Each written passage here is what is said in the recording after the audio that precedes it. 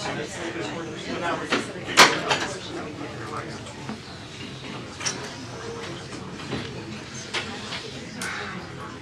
sure like having the tech guy in the class, so I don't have to talk behind his back. Can't talk about me.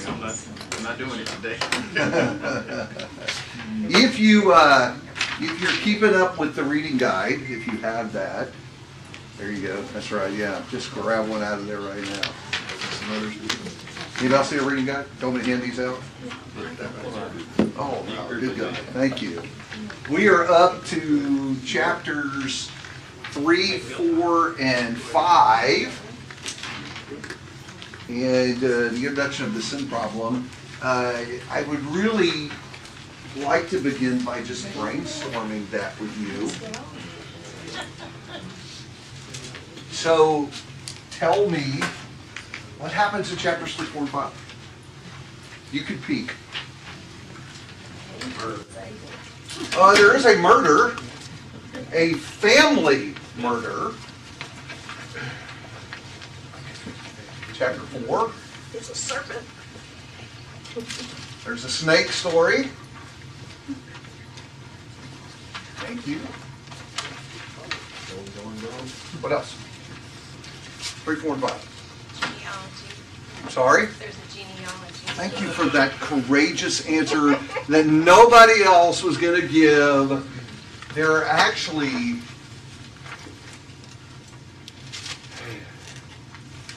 genealogies, right? More than one. Y'all's favorite thing, the dreaded name list. Dude, are you drinking coffee? You know what they said at school? If you didn't bring one for everybody, we're one cup in there. That's all right, I'll pass. I hope Anthony's watching that over there. He may want to meet with you after something. What else? Complicating incident. Sorry? The complicating incident. The complicating incident? The conflict of the story. So, you're going to be louder for me. The conflict of the story. Oh, yeah. Thank you. What else is in here? Consequences. There are consequences.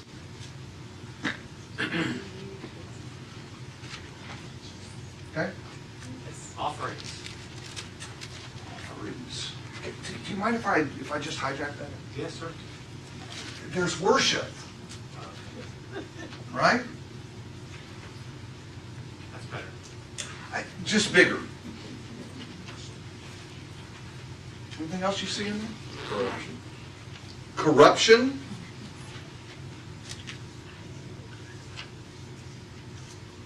Thank you. Anything else you see in there? A lot of eastward travel. Horace Greeley. Wait, he said go west, right? Yeah, exactly. Eastward Travel. travel. There's, Interesting detail to there's, yank right out of there. there's communication with God, direct communication with God. Okay? I'm at the bottom. I got room for one more. Soon. I was looking at you, so you go ahead. You're already in trouble anyway, so. The nature of God. Nature. You start seeing the beginnings of who God is, expectations of God on man. So we're learning, thank you for that, we're learning about the players, more about the players and who they are. I don't want to cut you out of this. Oh, I'll get you. Okay, thank you. Twice. So I do want you to kind of hang on to the idea that the Bible is telling a story, and this is the beginning of the story, doing the things that need to be done at the beginning of the story so we're able to follow it. So in 1 and 2 last week, we talked about the characters. We're introduced to man and God and began to explore their characteristics. I think you're right. That continues here. And I think that 3 begins in a dramatic way to expose the plot line of the story. So let me impose, thank you for all of this, let me impose a little structure over all of that, and this is how I kind of want to walk through it here in class. We begin with disobedience in 3:1-7. I think that was on our list, right? Did somebody say that? Consequences. Yeah, kind of. Well, and then immediately we go on to the consequences of the disobedience. Notice which gets more space, right? A little is actually told about the sin. A whole lot is told about what happened as a result of that. And then I think when you move into 4, a problem that's going to be dealt a lot with in this first 11 chapters, and that is the problem does not stay isolated. It grows and spreads and infects other people. And then we have these 2 amazing genealogies, right? Both from Adam, but through 2 different sons. The first one in chapter 4, verse 17, is through Cain, his family, and then next we go through Seth and through his family. So let's go to chapter 3, if you will. And let's start with, we'll just walk through these segments and talk about them a little bit. Tell me about the story of disobedience. What do you see here?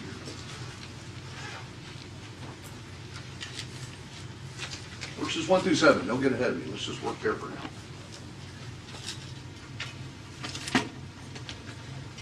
Eve decides to listen to the serpent.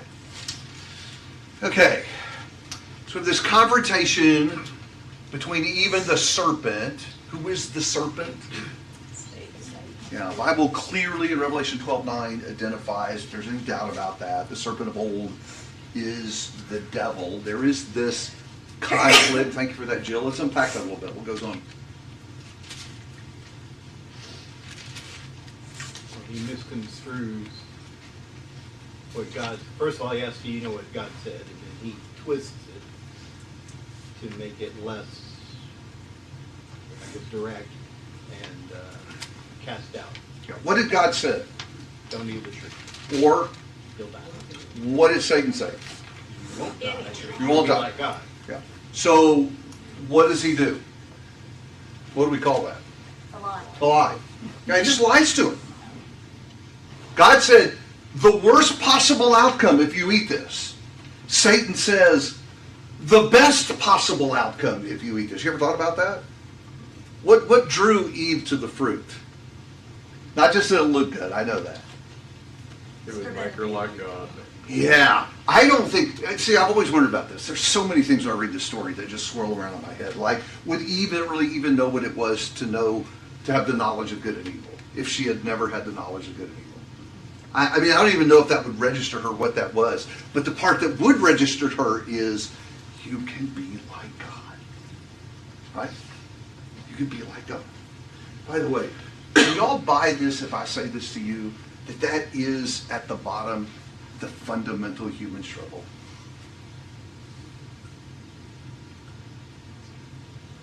I want to be in God's shoes. Well, in the sense that I want to be in charge of my own destiny. I want to be in control.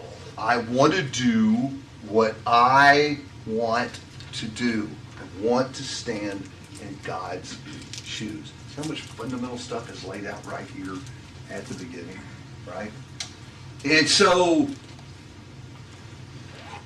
how easy should this decision have been and why? Should it have been a pretty easy decision? What do you think? Should have been. Should have been? Maybe You would, one rule, right? Don't eat of that tree. Pretty simple. But she knows God. She's been, supposedly they've been around God. They've seen God, talked to God. They don't know who the serpent is. yeah, again, so many questions I have. And y'all could ask me, and we can have this fun game of you asking, and I say, I don't know. Well, what is it weird to her that a snake is talking to her? Right? I wonder about that. You know, some people jump off all these wild theories. Oh, you know, the animals talk about it. It's like, well, you know, it doesn't say that in the text, except for this one. So, I don't know, but it's, you know, the text doesn't say, and Eve thought it was utterly bizarre that there was this talking snake in the garden. I mean, what is that about? I don't know. I don't know the answer to that. Yeah. Yeah. Kendrick has the answer. This is going out for the whole world. Zoom the camera in right here. I do not have the answer. But I would say one thing that's coming to my mind here is if you go back to our lesson last week and how God set the order for the man was to have dominion. She let the serpent talk her into something. So there is so much to unpack here, right? You know, we just typically read this as a story, but just almost every single verse has stuff about the big picture of the problem, the sin problem, right? And one of the things that you see going on there is the reversal of God's design, the reversal of the creative order, right? What's the creative order? After God, who's first? Man, Adam. And then Eve. And who rules over the animals? Adam and Eve. God, Adam, Eve, Satan. Until you get to chapter 3. And what's the order? Satan, woman, Adam. It's a reversal of the creative order. So remember this. Whenever God sets something in order, and we don't work with the order as he said it, what happens? Always bad. It doesn't work if we don't do it the way God designed it. So I think this should have been pretty easy, because whatever she did or didn't know about the Satan, what did she know about God? He's number one. He's number one. Listen, 61 guys. Y'all got to be louder. What else? Her creator. Sorry. Her creator. He's a creator, Powerful. powerful, He sets the rules. sets the rules. She should have gone to her husband. Yeah, not the order. And then the husband failed by not protecting. Does she have any evidence that God is good? She has to know that he loves her. And so she's probably relying a lot on that. If he What- loves me too Well, what does much she even to- know is bad? I know, isn't that interesting, right? But she's standing in the middle of the blessings, right? If nothing else, you can look at the garden paradise where everything is perfect, right? That's how we left it last week, right? You finished the creation process. Everything was very good. Everything was perfect. So she's in this perfect spot. You would think, The grass right? is always greener on the other side. And there is that fundamental human struggle. No matter how good I got it, I still want to stand in God's shoes. Yes, sir. It's nice they took her for granted because they didn't know what bad was, so they just figured. Yeah, but I would think they would knew God could be trusted, right? There seems to me to be abundant evidence for it. But bizarrely, or is it bizarre? But because she hears him, and she chooses to hear the adversary. So what does she know of death? Because he says the consequence is you'll die. I don't know. It's a good question. Always wondered that. Yeah, I've got 1,000 questions about all of this, right? By the way, why doesn't God cover all this stuff for us? Well, he said, do not do it. It's because so if God is everything. God had warned them of death, so he talked about that. So when he says do not do it, or unless you will die, I mean that tends to be bad. If he doesn't want you to do something, you're going to die. Even though if I don't know what death is, it Yes. has to be bad because he doesn't want me to do it. Yeah, I buy that that's true. Going back to my question, guys, this book is not written to satisfy all my curiosities about reality in life. And people have to remember that or they're going to get into trouble. What is the book written to do? Increase our faith. Okay, yes. Bring us back to God. It's the redemption story. And everything in Genesis 3 is not about, oh, tell me what was happening back then. It's about what God is doing to bring about his purpose in redeeming man. So we don't get all of our curiosity satisfied, much to my frustration. Yes, sir. Let's say, first of all, Satan said, basically he cast doubt on God's intent. You know, it didn't just say, oh, that's not true, do this instead, but he said, no, he knows what's going to happen if you do this. So, and, I mean, it's a minor thing, but it can make a difference in the mind. Well, he also But- starts out by saying how restrictive God is. He said you can't eat from any tree. So he casts this doubt on God's intent. And this is Satan, right? He's a supernatural. He knows a little bit more about them than they do, probably. I would actually say that the words you mentioned, this is in verse 5, the first 3 words there may be the most important 3 words in the whole section. Because it's how Satan persuades her not to hear God. He's holding out on you. He's depriving you of something that's good. By the way, you realize that every willful sin works with that assumption? Why don't you think about that? Every willful sin works on the assumption God said this, but it isn't for my good. Don't trust God. Listen, every time we cave to temptation and sin, we have said by our action, I don't really trust God. That's why over time, you see people that go down that route, it doesn't get better and better. It gets worse and worse and worse and worse and worse. Why? Because over time, you trust God less and less and less. That's why sin is such a terrible, terrible thing. Okay, so she eats the fruit. She gives to Adam. He eats it too. And in verse 8, we begin this that's the rest of the chapter. We begin this lengthy problem of consequences that follow the choice. Satan said something good was going to come. What really happened? Exile. Sorry? Exile. Yeah, nothing good happened. Not one thing, right? So it's interesting, if you start down from verse 8, one of the very first things it says, look at verse 10.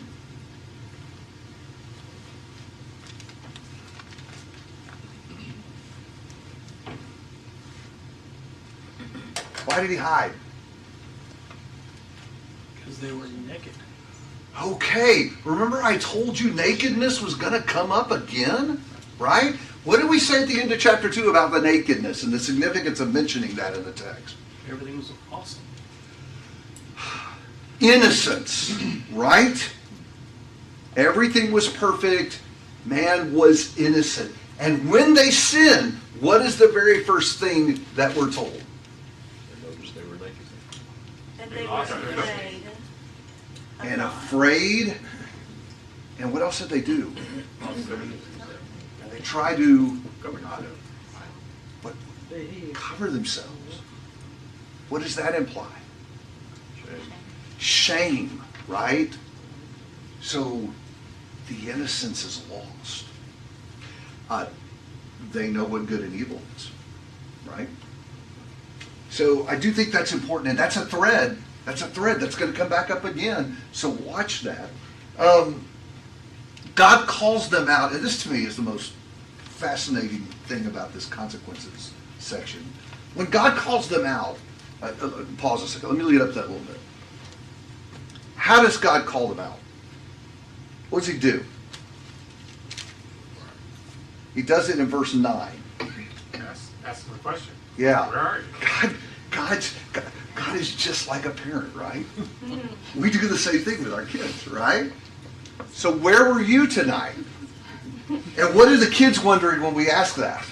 They already know we know the answer. What does he know, right? And so we start this little dance between parent and child. I don't want to give all the information away because he might not know everything, right? And so God said, where are you? But he called out to Adam. Yeah. He went to Adam and asked where. Well, no, that's exactly right. Let me ask you a question. Does God not know where they are? Why does God say, where are you? Accountability on their part. I think it is. It's an odd question. I don't think it's a search for information, though. When God says, where are you? The question's for Adam. God wants Adam to think about, why are you hiding in the bushes, Adam? What's the next question? How did you know? Who told you you were naked? Who told you that you were naked? How did you come to have this information? Have you eaten from the tree which I commanded that you not to eat? And this is what I love about the story. God confronts Adam and he says, yes, I'm a sinner, forgive me. What version? And I read from the skateboard Bible, that's the only one. What does he say? Woman you gave me. The woman. Is this not dealing with children? Right? The immediate thing he does when confronted is he deflects. None of us who are grown-ups do that because we could read the story and we know that deflection does nothing because God knows where we are and what we've done, right? It's amazing how much we act like children. But what's interesting about the deflection is he doesn't just, you wonder if Adam and Eve talked about this later. He throws her under the bus with God. But he doesn't just say the woman. Why does he say that? It's not my fault. Isn't it interesting how desperate man is not to be at fault? That he would even blame God for the sin. Eve will be the noble one to rise up, right? She will be the one to own the sin, right? That snake you made told me. The snake, right? It's not me. It's the snake that tempted me. So another thing, think about all these lessons. I shouldn't say it that way. Think about all these fundamental realities of our struggle with sin that are just bubbling to the surface as we read this story. Almost every single verse, we just see some pattern that persists all the way through the story. Deflection is one of them. Failure to own and be responsible for your sin over and over and over again. Okay, so, I'm sorry, yes? What I was going to say is he gave full details, as to what they did, ate from the tree. But what he didn't do, what he left out was, he only referenced woman and not Satan. Never referenced Satan at all. Yeah, he's going to deal with him, isn't he? Yes, he is. He's got a plan for that. Let's walk through this because he spells out a punishment for all the participants. So start with the serpent because that's where he begins. What's the consequence? Curse more than all cattle. Going to eat dust. Yep. More importantly,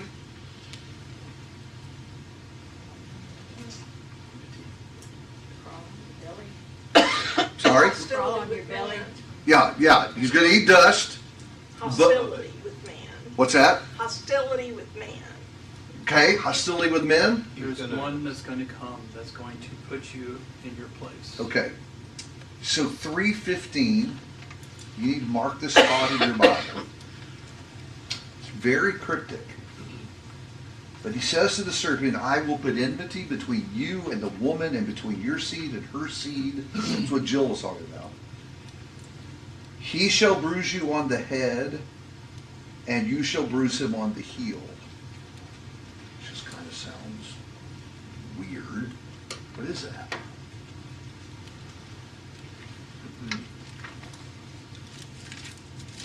Well, it's Christ, we know that. He's the first allusion to the solution.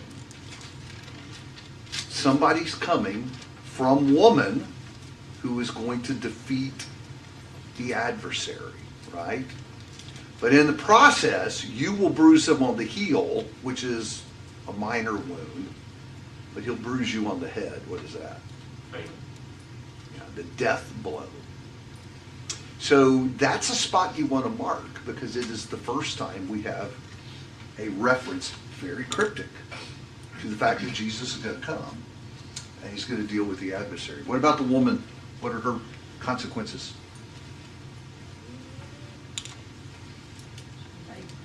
Having Sorry? babies was easy, but now it's not going to be. I can't believe you're the one that said that either. I kind of figured one of the ladies would want to be the one to jump on that one. So, yes, pain in childbirth, and She has to serve her husband. Or there's going to be conflict between her and her husband. in the subjective role, there will be conflict. And I think that is true because they've brought sin into the world. And now all these relationships that were, what we have at the end of chapter 2? Perfection, paradise. You're not going to have perfection in paradise anymore. And so sin, getting between a husband and wife, makes the subjective role more difficult. What about the man?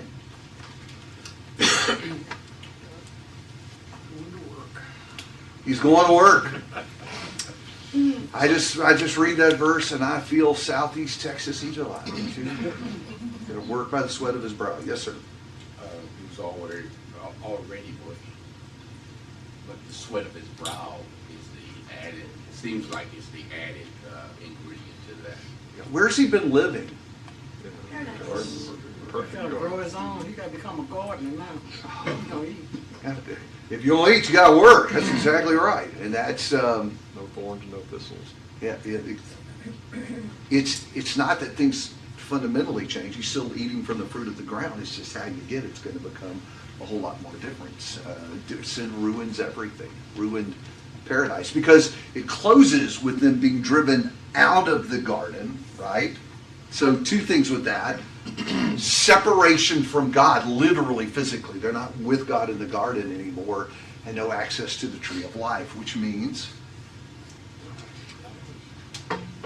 you're going to die. What did God say when he warned them about eating the tree of knowledge of good and evil? The day you eat of it, you will surely die. Someone mentioned a minute ago that we, maybe Jeff said this, we learned some things about God. And one of the things we learned about God is when God says, this is how it's going to be, this is what's going to happen, and it's exactly how it is, right? And so, from that day, first of all, they already died spiritually.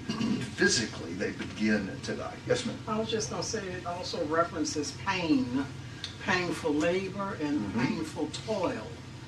So, they both had to They're going experience. to suffer, right? We had abundance in the garden, now they're going to be cast out where there isn't abundance, which means they could die from a lack of. And many did after that. That's exactly right. Here's the interesting thing. If you watch the biblical language as we go back through the story where God tries to deal with the problem that man created, the garden imagery comes back up, right? Even at the end of Revelation, heaven is envisioned as a return to a garden paradise. What's God doing that? What we're doing? He's saying, I need to take what you messed up, and now I need to get us back to where you were. So the Bible story is, in fact, that famous book, Paradise Lost, right? We're all getting back to the paradise that was lost. Okay? All right, chapter 4. And I describe that as the spread of the disease. Again, this is going to be a biblical theme, that sin is not an isolated event, but it has this horrible tendency to spread and infect other people. And so Adam and Eve find this true with their children. So look at chapter 4. Let's talk a little bit about that. Tell me about Cain and Abel. By the way, are y'all stunned about what we're not told in the Cain and Abel story? I mean, we go from Adam and Eve have some kids to kids killing each other, right?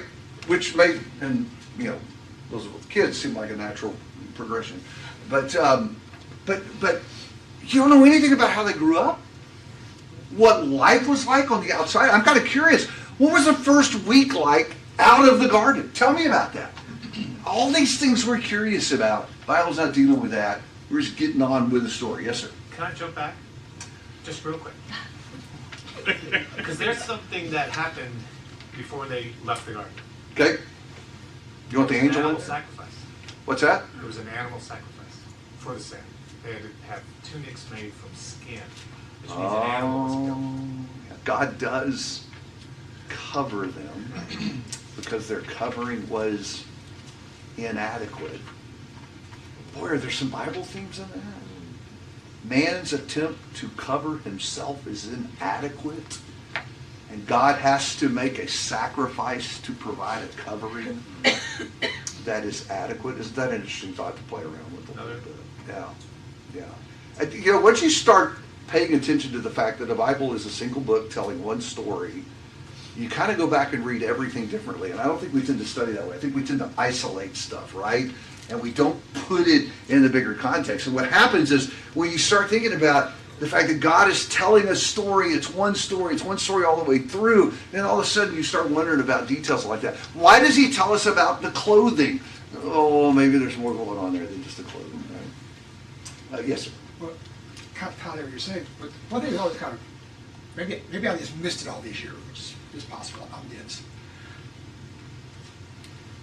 How did Cain to know that just what he did was not going to be acceptable? Where was the example before that, except for that? Okay, so you're jumping back to the other side. So let's go on to chapter 4 and talk about that.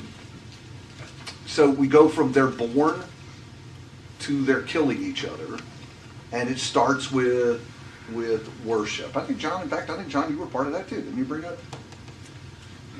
We're told Worship, the offerings. they bring offerings to the Lord. And God is pleased with Abel's, he's not pleased with Cain's. What's up with Cain? We're told exactly what's up with Cain's. There's always one, Jeff. And that is? What is it? What was wrong with the sacrifice? Went from the heart? It was like food. That is what he brought, from the fruit of the ground, because he was a tiller of the ground. Is that the problem? It was fruit? Yeah, it's fake. That fake Abel brought forth a better sacrifice. And he was 11. So we got to know that there was some instructions on offering. Here's the answer to the Which is question. not told. Does it ever say that he doesn't completely disregard it, right? It just says that. Said he had no regard for it. It was displeasing in some way, would be the point. And let me emphasize, I don't think we know. We know it was displeasing. That's what we know. I would say, Rob, that there's obviously instructions underneath there. They weren't just free to do anything, because if they were free to do anything, it wouldn't matter what they did. Right, exactly. Right? So when the Bible seems to have left out something that we think is pretty important, that's a place to stop and think. Why would we not be told that?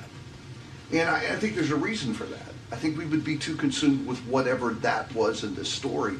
And I think the point of the story is that God wasn't pleased. And that worship wasn't done right. And that's what matters. That's what we're supposed to see.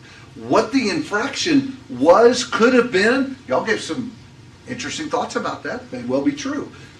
Whatever that is, all of them or none of them, there were instructions that had to have been given that he didn't follow. Yes, ma'am?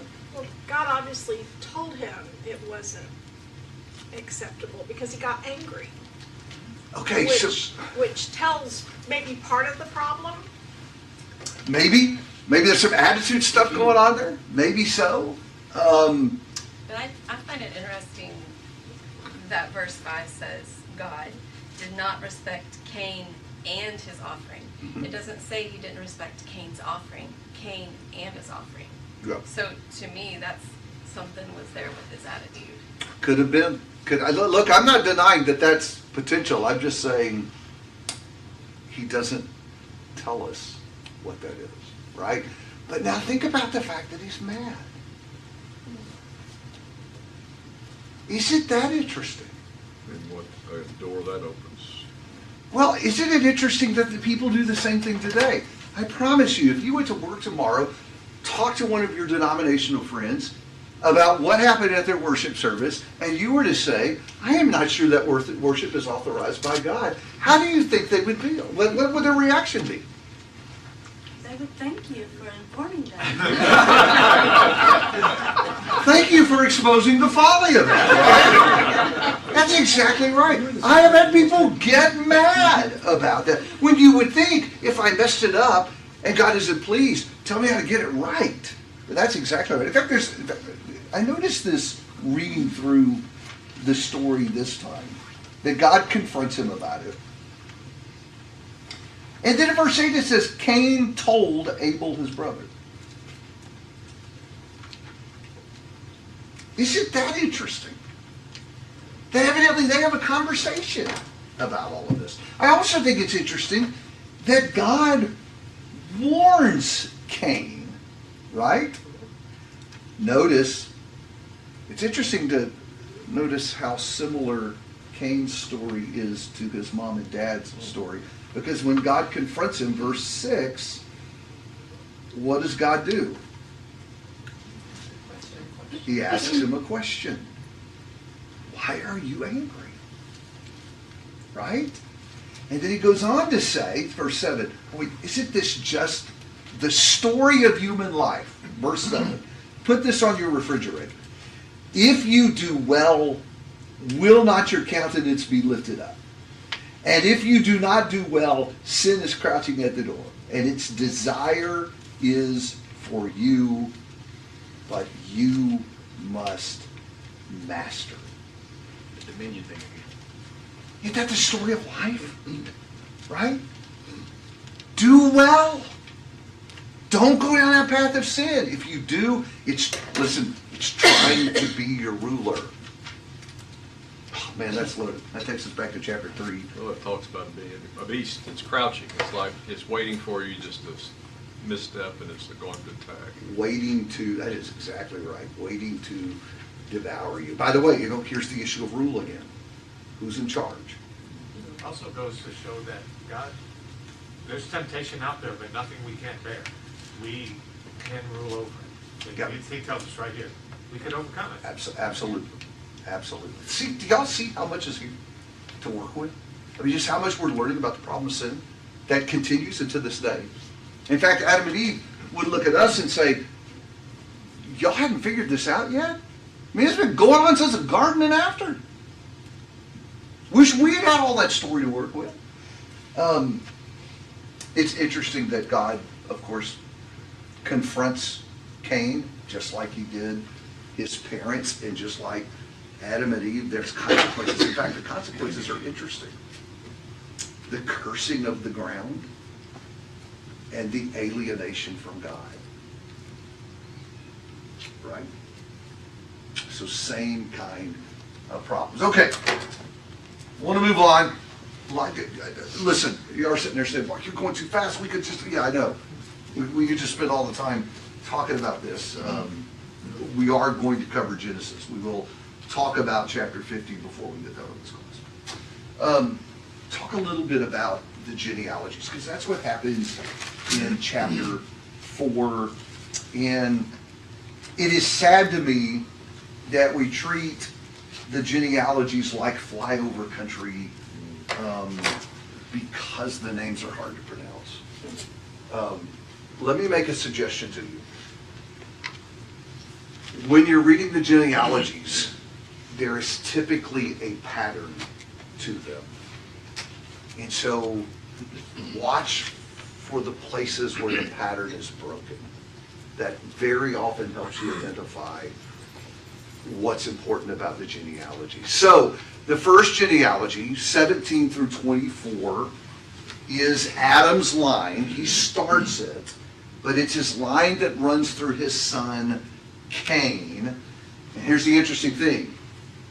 10 offspring are listed, and you just have this pattern about who was born and how long they lived and all of that, except for the 7th in the line, which is whose? Does anybody know who the 7th guy is in the line? Well, it depends if you're of the Jeff school or David's traditional school. It's either Lamech or Lamech. Lamech is correct. What are we told about Lamech? It's a bigamist.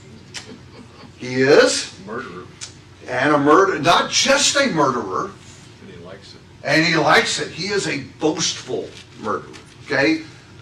Lamech is the epitome of the line. Does that make sense to y'all? What am I saying when I say that? That line denied God. They Yeah. were no longer faithful. This, and are you surprised by that? No? Yeah. Cain's family followed in the footsteps of Cain and became increasingly corrupt over time. And Lamech is sort of the poster child for that crew, right? By the way, does that kind of scare you all a little bit when you think about your own families? See, my parents were line breakers, okay? Came from very, very, very rough circumstances, both of my parents. And they were line breakers. They forged a different direction. I'm not saying that your grandparents are responsible for who we are today. I'm just saying that patterns can be set that carry on for generation after generation after generation. Something to be thought about. All right, yes? I was going to say, if you look back at, what was it, Mehujael and the others, they built cities, they built implements or whatever. It seems like their attitude is more self-sufficiency. We don't need God. They turn to their own devices for prosperity or attainment. Right, right. And that will be a contrast to Seth's line. This was the child born after Cain and Abel. And his family is different. In fact, we're told something up front about his family that's different in chapter 4 in verse 26.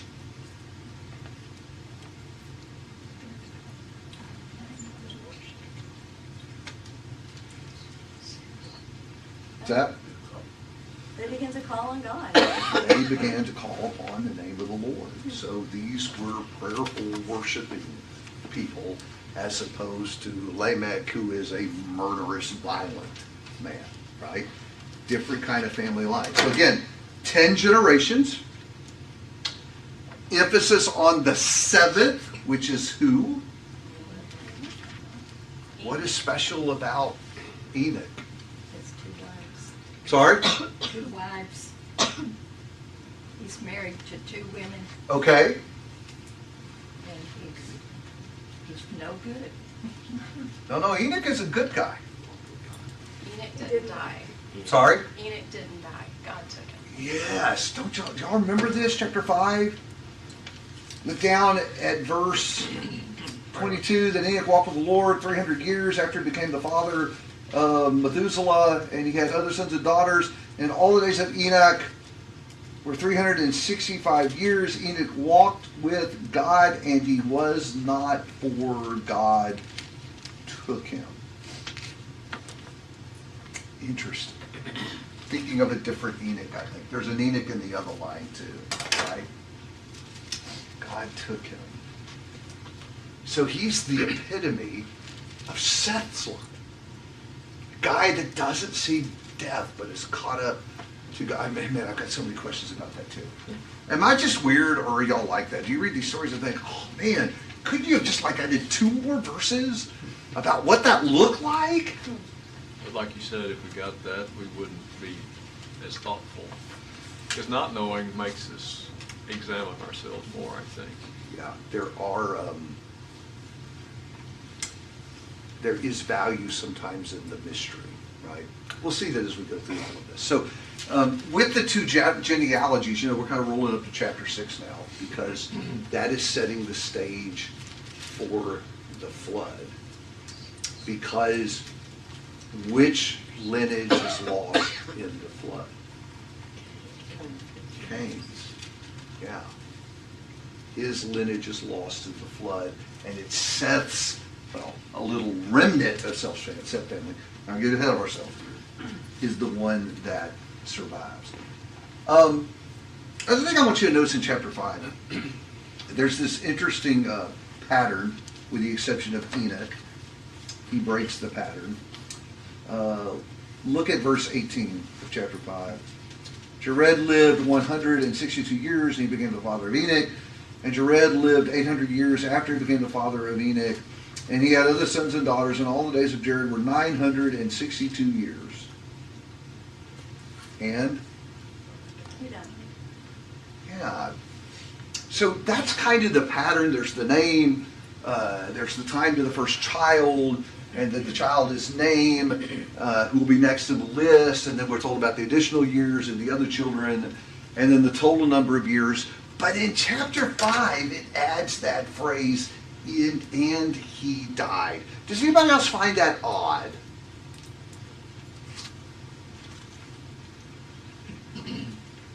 And he died, and he died, and he died, and he died. It does it over and over and over. No matter how long you live, you're going to die. What's that? No matter how long you live, you're going to die. Yes, and usually, if I were to say to you, my great-grandfather lived 97 years,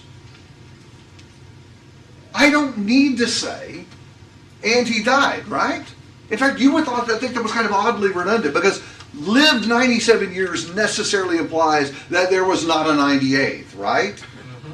And in a lot of the biblical genealogies, that's the way it worked. He lived this many years, period of the end of sentence. Yes, sir? Going back to chapter 3, you will not surely die, since and he died, and he died.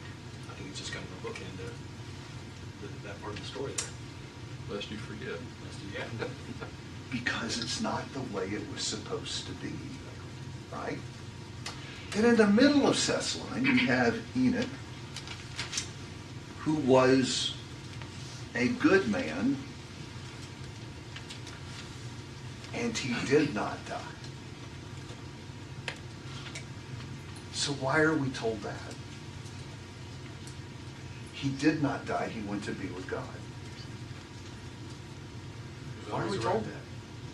Faithful. Maybe when they just say, and then he died, like some scriptures say he went to sleep with his fathers, meaning their father or grandfather. Maybe, and then he died not where he didn't go. Maybe it wasn't this, maybe he was buried in a way that No, this is a reference to the fact that it didn't physical show reference. Yeah, that physical death took place. Again, here's the point. It's not the way it's supposed to be, okay? But with Enoch, he didn't die, but he went to be with God. That is the way it's supposed to be. See it? Just as he was not. Yes. It's like his wife wakes up. Because God, Enoch, where'd you go? because God took him, right? And so I think what you have, Stephen mentioned, we're kind of at the bookend of this before we get to the flood. This is God saying, this is what I intended. And you guys messed it up. Yes, Kenneth, what do you want to get on? Well, I was going to say, I mean, it's a precursor to Christ. If we ourselves are covered by the blood of Christ, we are now with God. We won't die, for God will take us. That's all. And that is the end of the story, right? That's the end of the story. That we are supposed to go back with God in what is described in Revelation as paradise. So the story is about how to get back there. I just think 5 makes this interesting. In the middle of this name list, there's this interesting message tucked in here where God is saying, I didn't design it to be this way. Death is an odd thing, not the way it's supposed to be. I designed it to be like Enoch. I wanted you to be good and be with me. All right, John, you probably got the last word here. Do you think the way Enoch walked with God was the same way Adam walked with God? No. Okay. No, remember, they're outside the garden now. Oh, that's right. Yeah, so all that has changed. So let me tell you what's happened. Now we've got the plot to the story, right? Man has introduced this very destructive problem. We're going to really get how bad that is. And we've added a new character, the adversary, right? Now we've got to deal with Satan. He's creating these problems. Next week, 6, 7, and 8, and we're going to get to the flood story. So take a look at those chapters.